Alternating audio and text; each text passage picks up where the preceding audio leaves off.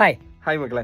ഇപ്പൊ എല്ലാവർക്കും ഉള്ള പ്രധാനപ്പെട്ട ഒരു സംശയമാണ് മോഡൽ എക്സാം എങ്ങനെ എഴുതും അല്ലെങ്കിൽ എങ്ങനെ അപ്രോച്ച് ചെയ്യും എന്നുള്ളത്. അതായത് അവരൊന്നും പഠിച്ചിട്ടില്ല, അപ്പൊ എന്ത് ചെയ്യും എന്നുള്ളൊരു സംശയം. അപ്പൊ ഒന്നും പഠിക്കാത്ത ആൾക്കാർ ചെയ്യേണ്ട കാര്യം എന്ന് പറഞ്ഞാൽ നിങ്ങൾ എത്ര ചാപ്റ്റേഴ്സ് ആണോ പെർഫെക്റ്റ് ആയിട്ട് പഠിക്കുന്നത് ആ ചാപ്റ്റേഴ്സ് യൂസ് ചെയ്തുകൊണ്ട് എന്ത് ചെയ്യണം. അതായത് ഇപ്പൊ നമ്മളുടെ മുന്നിൽ മോഡൽ എക്സാം നിൽക്കുന്നുണ്ടെങ്കിൽ നമ്മൾ പഠിക്കുന്നത് മോഡൽ എക്സാമിന് വേണ്ടി അല്ല, നമ്മൾ പഠിക്കുന്നത് ഫൈനൽ എക്സാമിന് വേണ്ടിയുള്ളൊരു തോന്നൽ നിങ്ങൾക്ക് ഉണ്ടാവണം.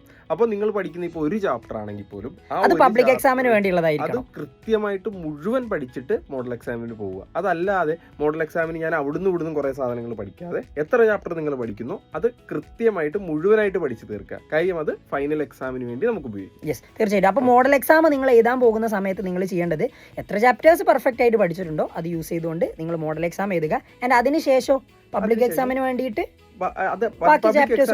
അതായത് കുറച്ചുകൂടി സിമ്പിൾ ആയിട്ട് പറഞ്ഞു കഴിഞ്ഞാൽ ഏറ്റവും കൃത്യമായിട്ട് പഠിക്കുന്നവർക്ക് വേണ്ടി ഇപ്പൊ ഒരു മോഡൽ എക്സാമിന് മുമ്പ് നിങ്ങൾ ഒരു പകുതി ചാപ്റ്റർ തീർക്കുവാണെന്ന് വിചാരിച്ചു. എല്ലാ സബ്ജക്റ്റുകളെയും പകുതി ചാപ്റ്റർ തീർക്കുവാണ്.